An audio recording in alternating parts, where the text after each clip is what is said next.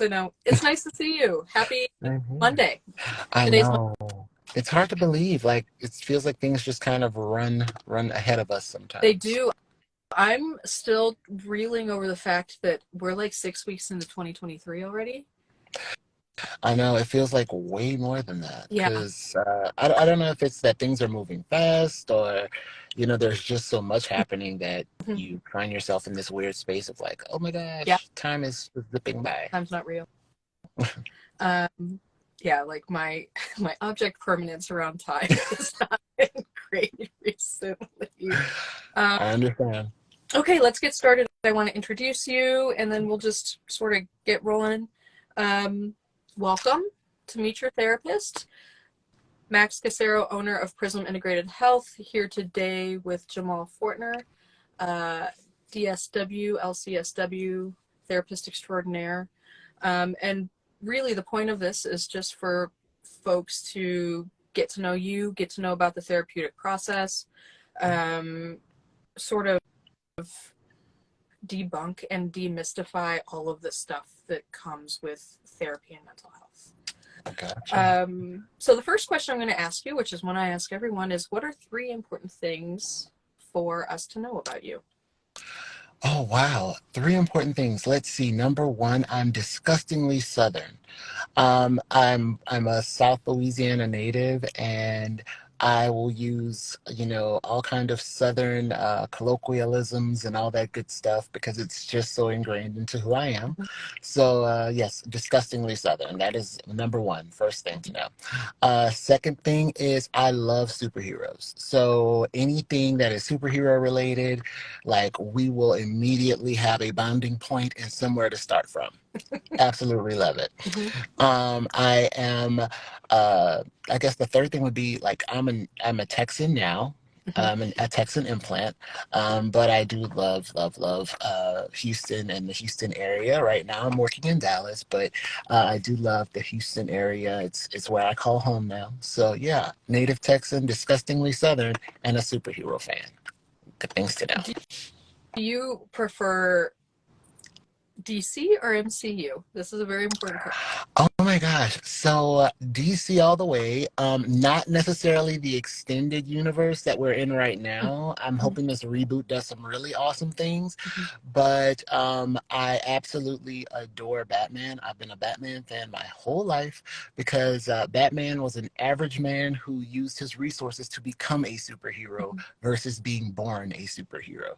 So to me, Batman is that perfect example of how we can all tap into our gifts to become the superheroes that we are meant to be. Mm-hmm. So I love it. I absolutely adore it. One of the coolest gifts I ever got. Random side note: Illustrator gave me two autographed copies of Batman comics that they had illustrated, and I was so geeked by that. It was like just the coolest experience ever. That's amazing. Wow. Oh, I have some relatives who would be like trying to steal them off your walls. Okay, so let's talk therapy. What has your professional journey been like? How did Jamal become a therapist? So, being a social worker is so interesting because it gives you a lot of directions to go in. Prior to ever like thinking about social work, any of that good stuff, I ran hotels. I ran, managed, and consulted for a variety of hotels. I loved what I did, but I didn't actually love the job so much as I loved the people. Mm-hmm. When I was able to kind of hone in on the fact that it's the people that make the job worthwhile, I felt like, well, why don't I just aim more towards working with people in other settings? Because for me, seeing people be better is just like the greatest payment I could ever have, just to Mm-hmm. see someone be better and be more capable and more confident in their own abilities. It's one of my favorite things. So coming out of hotels, I one day had a bit of a bit of a I guess I mean I hate to call it a tragedy because I feel like it throws things a little into a weird space, but a close friend of mine from college um, ended his own life. And it was something that was so jarring because he was a fresh graduate. He had the whole world ahead of him as far as we could see.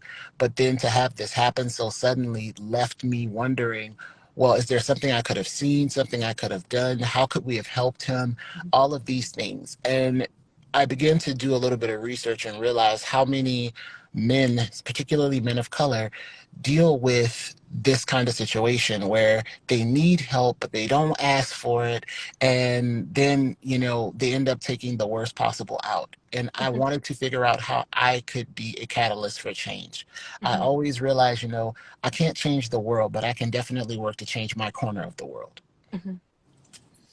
Yeah, it's sort of like, um, a side note, I don't know, do you know who Twitch is from So You Think You Can Yes, Date? yes, Like, yeah. same thing, right? Super amazing, vibrant human publicly, and then privately really dealing with high functioning depression, and then all of the social stuff, and that happens with this, particularly for Black men. It's just like, yeah, I was devastated by And his death, frankly. And it's not, and I like to focus generally, and I say men of color in general because be it dealing with Hispanic families and Hispanic men who are, ingrained so much in a machismo dynamic that they Mhm. feel like, it's weakness to ask for help, Right. or Black people who tend to turn towards religion and they'll say, well, I'll just pray about it, Mhm. or going into like Asian culture where a lot of times these things are seen as a weakness, or you're vulnerable and that's not acceptable for you as a man. Yeah. These things are so detrimental, and I often feel like young boys aren't taught that it's okay to process their emotions. Yeah.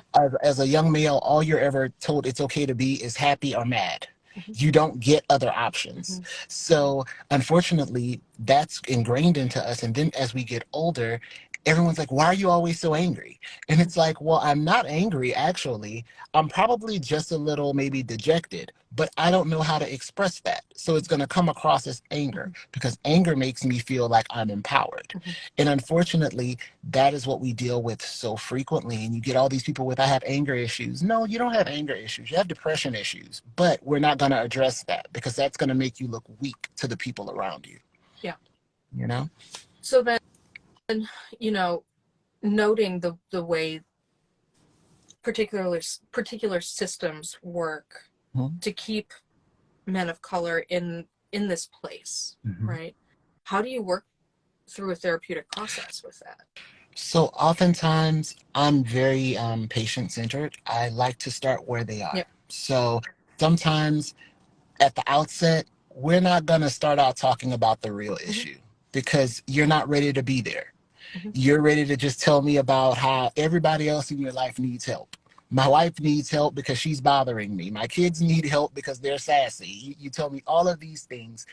And then as we go along, slowly, very carefully, generally, we're dealing with, yeah, this thing happened to me. Hmm. And then from there, you open up a little bit more Hmm. and a little bit more and a little bit more. Having patients that range anywhere from 12 or 13 up to 70s, Yeah. to patients in their 70s, and hearing how they will expound on childhood experiences that they've carried with them for 20, 30, 40 years, but finally seeing them get some sense of relief Hmm. from finally being able to talk about these things that happened and talk about how they felt wronged. It's a very rewarding thing for Yeah. me because I realize that everyone, there's no one size fits all therapy. Hmm. Everyone's process has to be unique and it has to be tailored to them.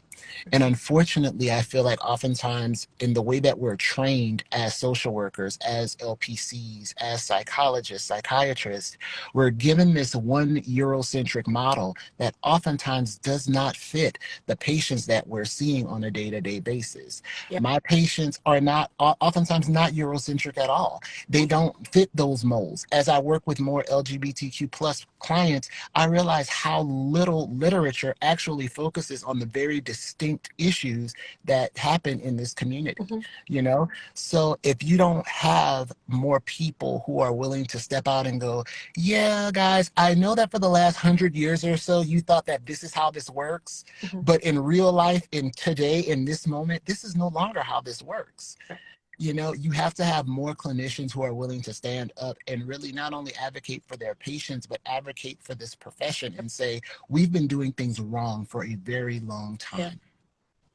Yeah. Yeah. I agree 100%. Um, one of the things I think, talking about a client-centered model, right, and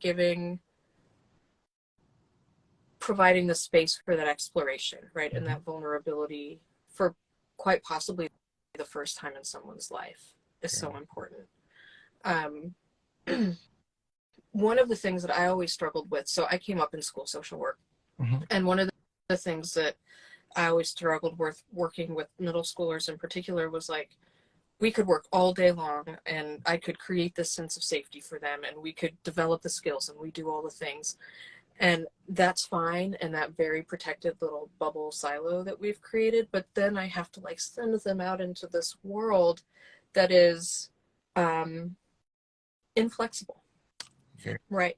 Has certain expectations and structures. And so, how do you support your client through a change process, particularly I think for adults and older adults, right? Mhm. People who are having it's the older you get, the firmer it is, right? And so it's a lot of a lot of those structures are just so ingrained and intense and big, and so how do you support someone as they're going through their internal change process and then they walk out of your door and nothing else has changed? Many times, the one thing that I teach and I push is having grace for yourself Mm-hmm. and being kinder to yourself. Because I think that for a lot of us, we've lived life where we come down harder on ourselves than we would ever let anybody else, endure or deal with. And I can say this coming from personal experience. When I was just not in a healed space, oftentimes if I made a mistake, I would rip into myself, and it's like, how could you be so stupid? Why did you let this happen? And at some point I began to ask myself, if I were talking to my friend, would I say this? Right. And oftentimes the answer is no. Mm-hmm. I would have so much grace for someone else who's doing the same thing that I'm doing. Why can't I give that same grace to myself? Mm-hmm. Why can't I give myself the same kindness that I aspire to show other people? Mm-hmm. And so when you're dealing with people who, maybe there's boundary issues, right? Yeah. And I can't tell my child to get out, even though I know they're taking advantage of me. And it's like, okay, let's work on it. Let's work on it. And you might go months and they're like, I don't feel ready. It's okay. Mm-hmm. Have grace for this, because think about it. This didn't just happen yesterday. Right. This is a problem that has manifested itself over years and years and years. You're not going to just break a 30-year pattern in 20 minutes or in a 50-minute Mm-hmm. session. So having some grace for yourself, and let's begin to build up that resilience. Let's begin to build up that efficacy to make you believe, like, you know what, if I put my foot down, that's what it's going to be. Mm-hmm. And I can back up what I'm Mm-hmm. saying. You know, Mm-hmm. and I think that for a lot of people, that's such a new concept. When they walk in, they think that one thing is the problem, and then over the course you're like, no, the issue is just that you have poor boundaries, you don't set good boundaries. Mm-hmm. And then they're like, boundaries, what does that have to do with anything? Right. And it's like, most of your problems right now are stemming from a lack of boundaries and a lack of commanding your own personal space. Mm-hmm. So I always like to encourage patients, like, listen, you're going to go out there and it might be tough. And you may have times where you're going to fall and you're going to falter, but it's okay. It's all building up your ability to do this correctly. Mm-hmm. And eventually you're going to have it, and it's going to be like second nature. Mm-hmm. I always think of the process of riding a bike. Yeah. For me, I was one of those kids, you couldn't teach me anything. So my dad literally just had to buy me a bike and watch me fall a million times Mm-hmm. before I was able to say, I got it now. Yeah. Look at how awesome I am because I can ride this bike. Mhm. And I feel like with patients, we have to be, as clinicians, that same level of patient. You're going to Mhm. fall, you're going to have issues, and we can't get frustrated because we know you're capable of this and we know you can do this, but it's making you believe that you can do this. Mhm. And you see it when it Yeah. happens. When you see a patient come to you and they say, "Oh my God, I told them this and I stood behind it and I stood firm," and you see how proud they are of themselves as a clinician and as someone who's helped them get there, you can't help but be as proud of them for being able to see their own worth and see their own value and see that, hey, your needs matter too. Mhm. Mhm. Yeah. And, I think sort of piggybacking off of what you're saying, it's a lot about breaking generational trauma and then setting realistic expectations for what that looks like. Very much so. Like people have a whole lot of expectations about what it means to set boundaries and how to maintain those, and that it's going to be perfect every single time. And oh no, it is messy, right? Like 4 steps forward and 5 steps back, and it's this back and forth process and triggers and people and feelings and life, and it's complicated and messy. Very much so. And I feel like You know? even for us as clinicians, the thing is, you can hold your boundary. But in general, we think of boundaries as I'm having this boundary with a rational person. Mm-hmm. But we don't realize how irrational a lot of the people that we engage with actually are. Yeah. So it can really throw you off kilter when you've given this very rational argument as to why this person should respect your boundary, and they come back with something that you're just completely not expecting. Mm-hmm. So I've had patients come back and go, "Okay, I got thrown for a loop. I really did. I said what I meant and Mm-hmm. I backed it up, but they just seemingly like completely disregarded it." Okay, now we have to change courses because now we're moving from I've tried to set a boundary. Maybe this needs to become I need to disconnect from this person Mm-hmm. because I can't engage with them Mm-hmm. rationally. And the fact is, you can't be rational with an irrational person. That's true. Yeah, I talk a lot with people about like, and I think this is especially true when we're trying to set boundaries with our parents, Hmm. seeing their chronological age and expecting them to be like mature because they're older, right? But really what we're doing is having to talk to a developmental age, right? And so like say our parents had childhood trauma, whatever, and back when they were young, they weren't doing therapeutic work like we're doing now, and so a lot of times our folks get stuck in adolescence, and it's really hard to make that connection around the dissonance between talking to a parent, particularly realizing that they're a regular person who has flaws, right? So like getting over that grief, Yeah. and then like having to talk to them at their developmental age rather than how you expect them to be or how you feel like they should be, and like sort of teasing out the differences in those definitions is just like, And to complicate it even further, yeah, not only are you talking to them at a developmental age, but you're talking to them at that developmental age while in their minds the thought is, you're my child. mm-hmm. Because you're always going to be your parents' child versus their adult. Right, You know, yeah, it's like you're 30 or 40 years old mm-hmm. and they're talking to you like, "Oh, go do this thing, go do that thing," with a complete disregard for the fact of like, "Hey, I have a job, I Yep, work, you know, yep. like I'm I have my all, own home to maintain, like I'm an adult." Or being able to, as an adult, tell your parents something that is respectful, but that also upholds your own personal boundaries. yeah, One thing that I love to tell people is the second you become an adult, no is a complete sentence. mm-hmm. It does not require a justification or an explanation. If you don't want to do something, you get to say no and walk away. As a kid, one of the things I used to hate having adults tell me is because I said so. Yeah. But now as an adult, I love using it. It is the best thing ever because when I say no, it is just simply because I said so. There's Mm-hmm. nothing that's required behind Mm-hmm. it. Yeah, that's true. And also it requires like the acknowledgement that when we're with our parents, particularly, like it's so easy to feel like we regress into being that kid, Mhm. right?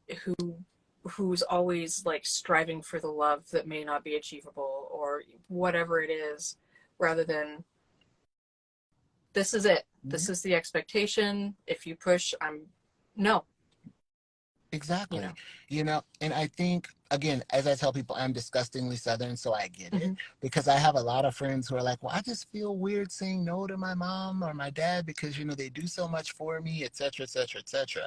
And it's like, understand that you respecting yourself is not disrespecting your parents. And, Yeah. and on some level, your parents would have to understand that I'm proud that I raised a child who is able to respect themselves and treat themselves with dignity Mm-hmm. while also respecting the dignity of others. Mm-hmm. That is a big, Mm-hmm. big thing. Like one Yeah. thing I always see in Southern culture is this idea of how important it is to be Yeah. nice. But my thing is, I want more people to focus on how important it is to be authentic. Mm-hmm. Mm-hmm. Being nice is great, but being authentic is so much better. Mm-hmm. I don't want to have to be performative for my family. Mm-hmm. You know what I mean? Mm-hmm. Like this should be my safe space. When I come into into my home with my partner, my siblings, whatever, I want this to be a safe and comfortable space. I should be able to take off all of the showmanship that I have to put on for the Right. world. If I have to be performative for my family as well, imagine the levels of anxiety that build up. Imagine the fact that I'm always hyper aware of things that are going on around me. This is why so many people in my mind go to bed more tired than they were when they left work. Mm-hmm. Because it's like I had to come home and put on a whole nother show. Like, when am I Mm-hmm. ever off stage? You know? Yeah. Yeah, for sure.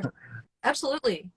I think that there's also like coming back to what you were saying about parents raising us to be able to say no, right? And to Mhm, have a level of expectation that is different. Like that's them doing their part to break generational trauma, right? Like being able to raise a child who has a different expectation and a different level of communication, mhm. right?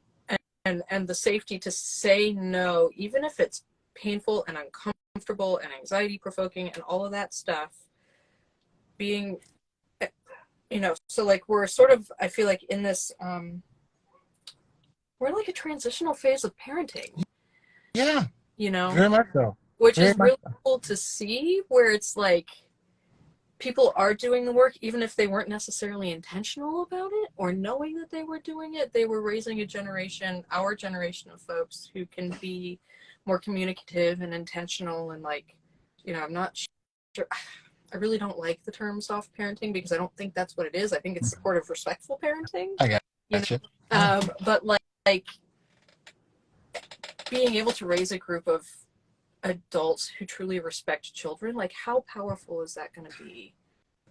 I'm so hopeful in seeing the shift. A lot of our parents were raised by people who had kind of the worker bee mentality. It's Yep. just I do what I'm told, I stay at the same job for a million Yep. years, and I retire from here with a pension. But then our parents came up in the area of, well, we can be business owners. Mm-hmm. We can change our paradigms and change the way that business looks on a day to day basis. Yep. But then we got our generation who said, hey, we really don't like working for other people. We want to do our own thing. We want to Yep. do everything like in a new Mm-hmm. way. So you had all of these theoretical shifts that were constantly taking place in society as a Yep. whole. And so I feel like our generation is going to raise a generation of critical thinkers. Mm-hmm.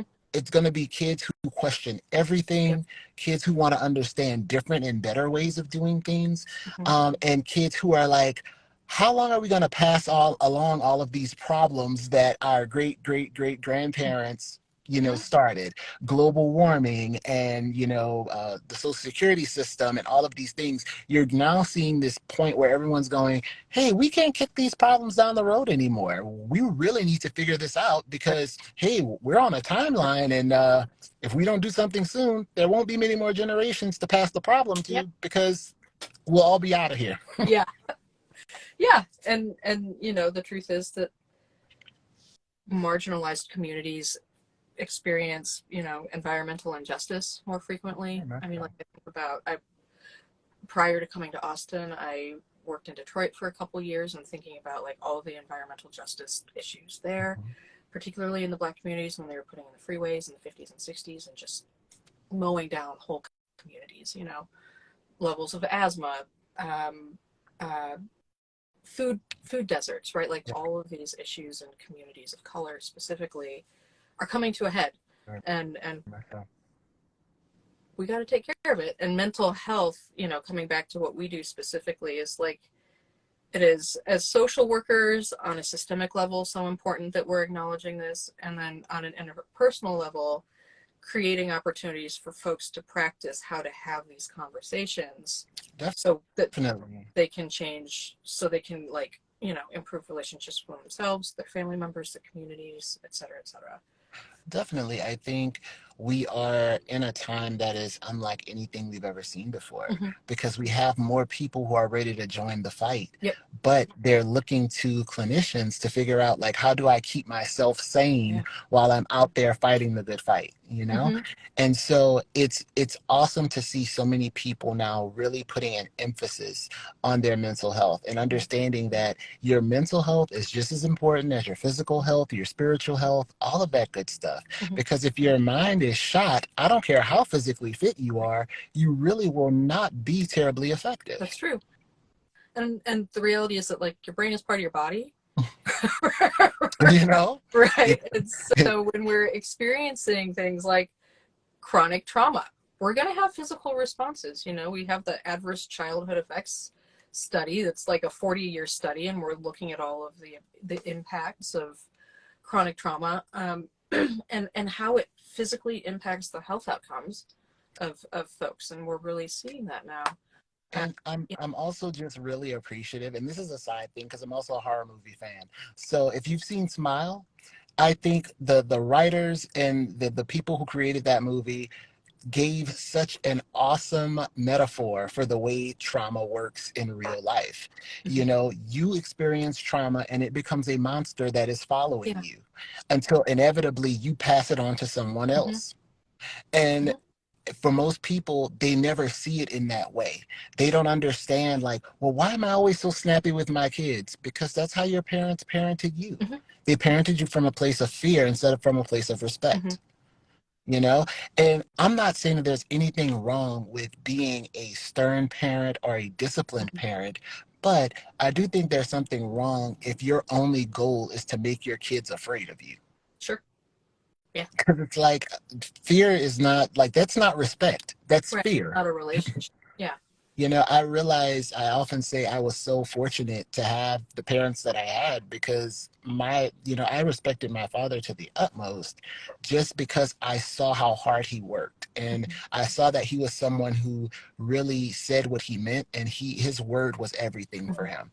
That to me was something that I respected. So I wasn't a child that needed a whole lot of discipline because for me, I would be heartbroken if I ever thought that I had done something that would disappoint him. Mm-hmm. So Yeah.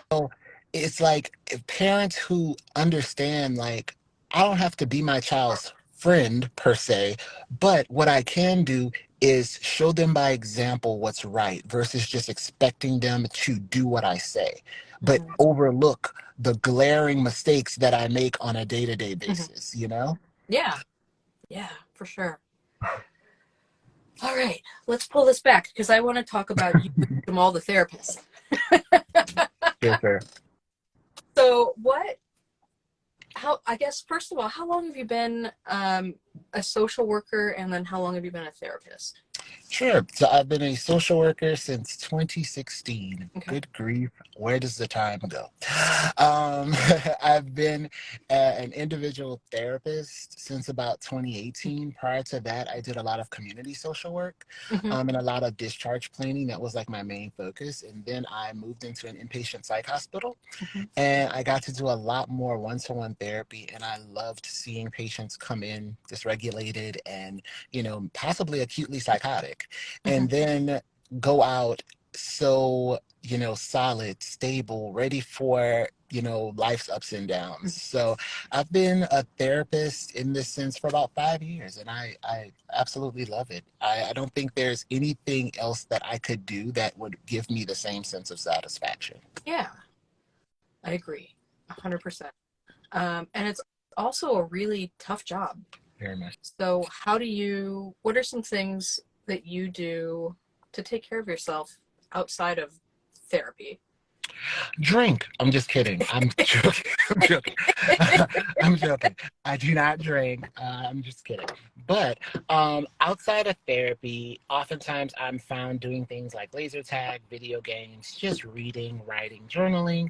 I enjoy my time with all of my littles. I have a squad of little ones that I absolutely adore. Godchildren, nephews, nieces, you name it. Mm-hmm. And I just really lean on my family time to reset and kind of restore. And I love to travel. There's nothing better than going somewhere where you don't know a soul and Mm-hmm. you just get to walk around and be a complete and utter tourist for however long you're there. Mm-hmm. Awesome. Mm-hmm. Let's say a new person, you start with a new Mm-hmm. client. What can they expect from you? They can expect this version of me. I like to tell people I'm pretty much one way. Mm-hmm. So whether I'm in session, whether you run into me in a mall, in a store, whatever, this is me. Mm-hmm. So you're gonna get consistency, if nothing else, and you're gonna get the truth. Mm-hmm. I don't sugarcoat and I don't pull punches. Mm-hmm. So we're gonna talk about what the issues are. Mm-hmm. We're gonna get to the crux of things, and we're gonna make progress because for me that's everything. And I will tell someone in a heartbeat, if you've been seeing the same therapist for 10 years at the same frequency and nothing's gotten any better, and you have not been able to step back at all, like, oh, I'm still seeing this guy twice a week and have been for 10 years, something's wrong. You need a new therapist.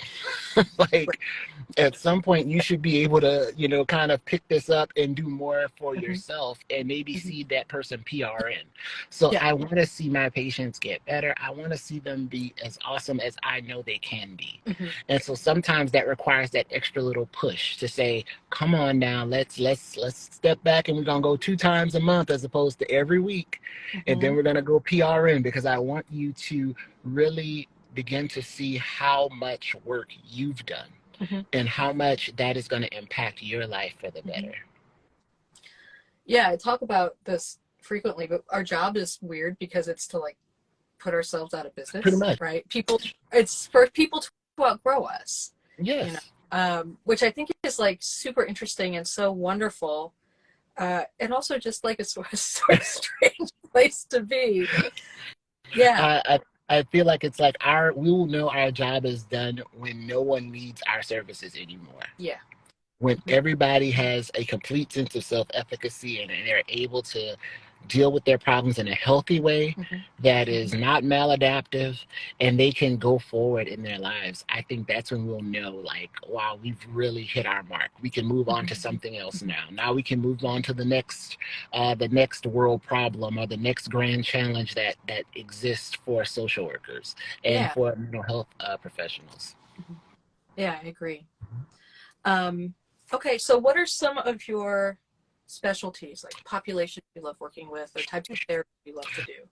So, I do a lot of cognitive behavioral therapy, a lot of dialectical behavioral therapy, acceptance and commitment, grief and loss, motivational interviewing. I feel like that's just such a default. I don't know any therapist who can go without doing motivational Yeah. interviewing, but that's neither here nor there. Of course, I like all of those things, but when we're talking about populations, I do tend to focus on populations of color, specifically men and children of color. Beyond that, I actually I do have a special place in my heart for geriatric social work and geri psych. I love sitting with older people and hearing them expound on their life experiences.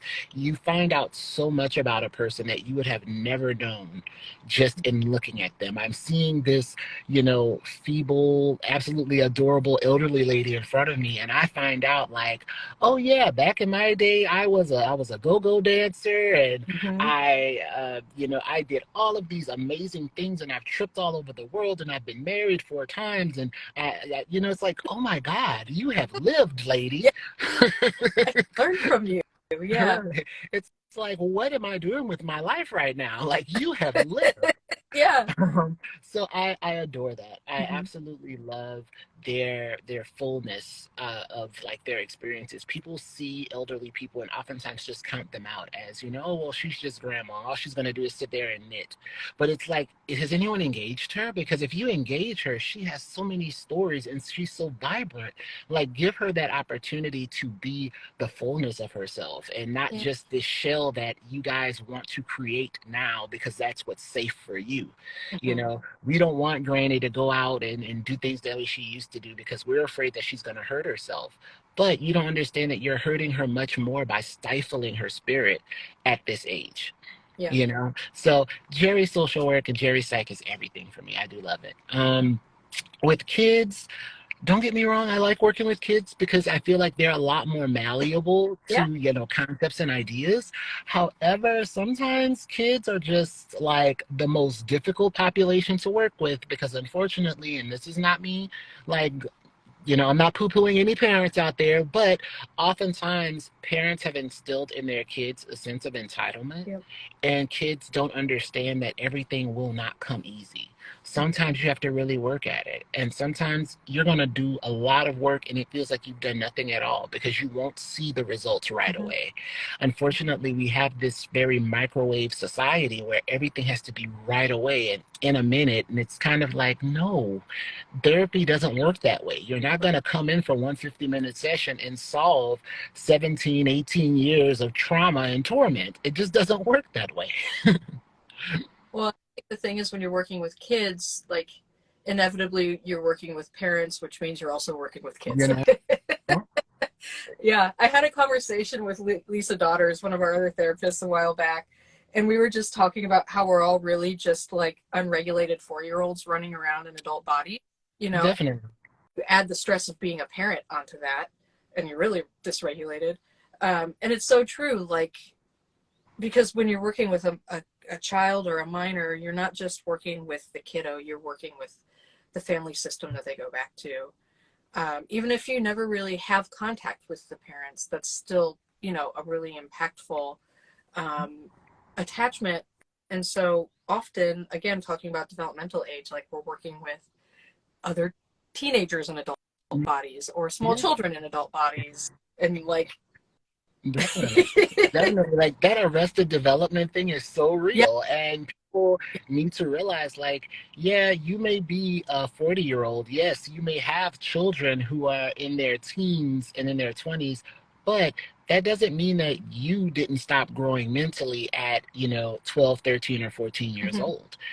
You're stuck in one place and now you're a 12-year-old trying to parent a 20-year-old. You can mhm, imagine how well that's going for right. you know so I think a lot of times it's a matter of unlearning a lot Mhm, of our ways of being. And so for some patients, that's very easy. They've gotten to this place where they're so sick of their situation, they will do anything to make a change. But then you get other people who, on a more superficial level, they want change. But then when they get into therapy and they see the work that's required, they're not sure that they want to commit to it, mhm, and they're not sure that they really want to do the level of work that's necessary to become the person that they want to be. mhm, And so oftentimes as a therapist, I will tell people in a heartbeat, I'm not going to fight with you to help you be better. right. I'm not going to do that. Like, I can't take you by a headlock and say, look, you're going to speak better to your family and you're going to love people differently and you're going to be healthier. Like, I can't do that, but I can give you all the tools. And if you're serious about this process, we can do some great work. Mhm, But yeah, people have to be tired of being where they are. they do. And I think part of what keeps people where they are is that, like, that the change is unpredictable, right? We don't know what we're going to get, particularly when it involves relationships with other people, we don't know how they're going to respond or react to a changed, improved version of us. Very much so. So a lot of people like keeping us as we are or making an attempt to do that because it serves them. You know, if you're working to create better boundaries, if you're working to be a better communicator, if you're working to have a better emotional vocabulary, that means the way you interact with other people is going to change. Yeah. And that's like, sometimes people aren't ready for the grief and loss that comes with positive personal improvement. You know, it's something that I've seen so much in acute hospital settings, you know, where you have a rehab or what have you, and you have a patient who has a drug of choice, and that drug of choice could be anything, anything from food to sex to shopping, whatever, or to actual hard drugs, you know, and you have family members who are telling them that they need help. Simultaneously, they're enabling this behavior. And oftentimes we have to pull those family members aside and say, okay, so understand that, yeah, so and so may be the addict, but you're just as big of a part of the problem because for you, you don't want to lose the identity of being a caregiver and being the well one in the house.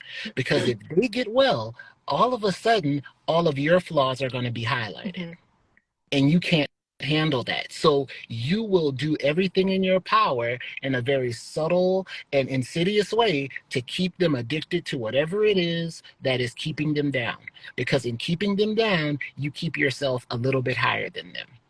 And so oftentimes we have to really work with patients to say, I know that you love this person, but they may not have your best interest at heart. And I need you to see that so that way you can understand how to handle this person as you move forward in your healing journey.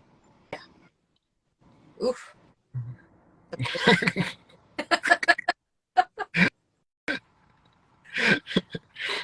You have a lot of experience having hard conversations. Yes. Yes. I specialize in substance use and domestic violence. Yeah. So I don't think I get many conversations that will be harder than that. Also, being in an acute hospital setting, oftentimes I'm the person that has to go in with unfortunate news. Yeah. You know, I go in with the doctor to deliver the worst news. You know, this person they're not going to make it, or they're not going to, you know, progress the way we thought they would. And I have to be there to not only deliver this news, but to help the family understand what this is going to look like for them, you know? And so now we have everybody adjusting to, well, mom was just completely independent yesterday, and now she can't do anything for herself and she's total care. How are we going to handle this? Because our family literally just changed in the blink of an eye, you know? And so when you have to have these hard conversations, and like I do, you have to have them multiple times a week on a daily basis, it's very important that, again, you treat every instance with care, but also treat yourself very carefully as well. You know, you can't do this from hour on hour on hour. You need a few a few minutes here or there to just do something that's mindless, whatever that mindless thing is. Also, for me, that's also walking around the store. I am a store walker with all of my heart. I will walk around the store in a heartbeat with no intention to buy anything. So do you take a cart? Like, do you make it look like? Oh, of course. Of course. It's going to look like I'm about to just shop till I drop. I'm buying nothing. I've walked through clothing stores and put things on my arm, knowing full well that I'm literally just going to put it back on the rack before I leave. But it's just the idea of, hey, my mind is occupied for this period of time. And I know that I'm coming down from being so emotionally elevated for the whole day. You're getting that rhythmic movement to help. Exactly. Yeah, re-regulate yourself. Very much so.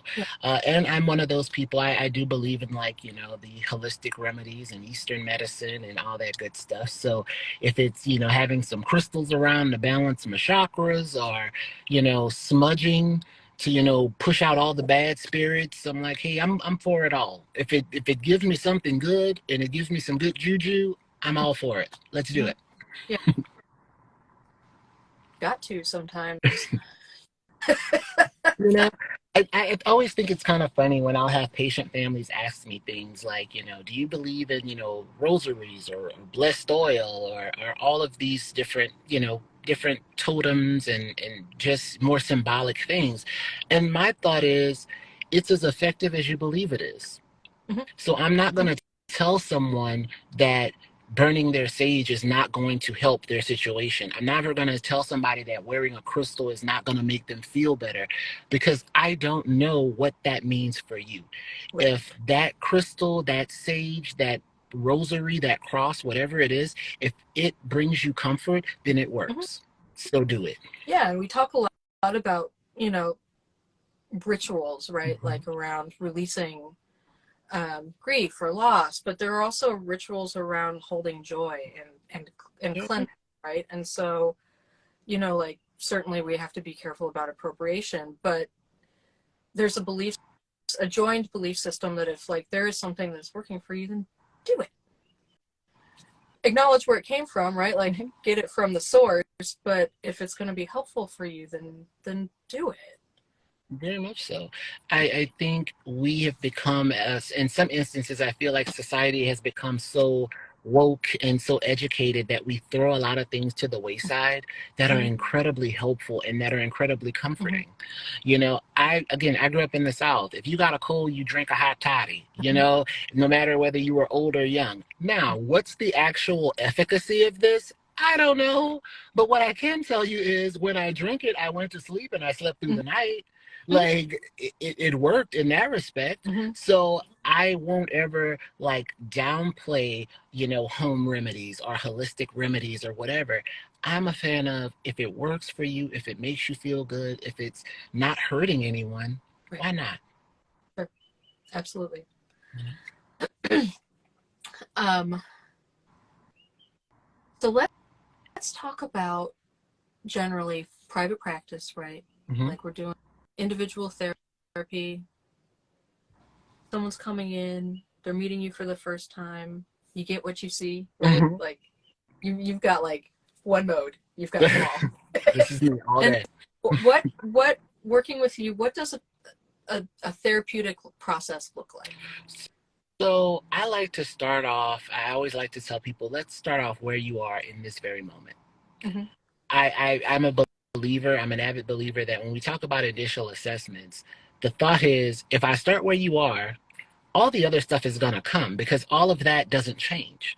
Right. You're always going to have the same parents, same siblings, same birth order. All of that's going to be the same. But let's talk about what's fluctuating and brought you into my office in this moment. Mm-hmm. And from there, we work our way Mm-hmm. backwards. I'm a fan of if there's a problem, start at the problem and work backwards. Mm-hmm. And when we do that, oftentimes the patient, in and of themselves, will begin to see where they went awry. Mm-hmm. You know, it's easier to let people use a narrative therapeutic style and tell you what's going on and let them hear themselves say, this is what I did. This is the part that I played in the problem. Mm-hmm. This is how we got to the problem. And this is probably what I need to do to get away from this problem. Mm-hmm. I try my best to never be too directive Mm-hmm. with patients because I don't this is not for me to tell you what to Right. do. That's not how this works. I need you to decide what you need to Mm-hmm. do. Because only when you make the decision and you buy into it, that's when you're really going to work to make it Mm-hmm. happen. So when you tell me what the problem is, be prepared because I'm going to ask you some questions and I'm not just going to say, well, shame on this person because they broke up with you and shame on them for mistreating you. My question is, but what role did you play in this? Right. Because it's not enough to just say it was wrong of them to do that. The question becomes, how do we keep this from happening again? Mm-hmm. And Yeah. Yeah. if you aren't clear on the role that you play in allowing these things to happen, then it's going to be a never ending cycle. So if we want to break the cycle, I need you to tell me about it, tell me your role, tell me how you think it should be fixed, and then we'll walk together to figure out if that's going to work or Mm-hmm. not. I think what you're saying and part of what people don't understand is that like, and part of what I love about restorative practices is this tenet that like, or principle that we all already have what we need. Very much We've so. got it, right? We've got the information, we've got the emotional intelligence, we've got the potential, we've got the capacity. A therapist's role is sort of like peeling back the layers and helping reveal intentionally through asking questions, providing skills, practice, space, structure, right? Consistency. Exactly. But the most important thing, and I think what people don't understand or don't realize, is that like it's already there. You already have it. My favorite expression to let people know is you are enough. Yeah. You have everything that you need within you to be everything that you want to be. Mm-hmm. There's nothing that, and I think it's hilarious because people are like, oh my God, I feel so much better. But it's like, I didn't do anything. Mm-hmm. All I did was get you to actually say what you knew was there all along. Mm-hmm. All you're doing is basically the work. And when you do the work, you get the outcome. Yeah. And I tell people, I'm just a cheerleader. I'm literally a cheerleader. You're the quarterback. You're running the plays. I'm just cheering you on here. Like, this is my job. I'm an eternal cheerleader and a disgusting optimist. This is all that I do. But I love it. I love every part of it. Mm-hmm.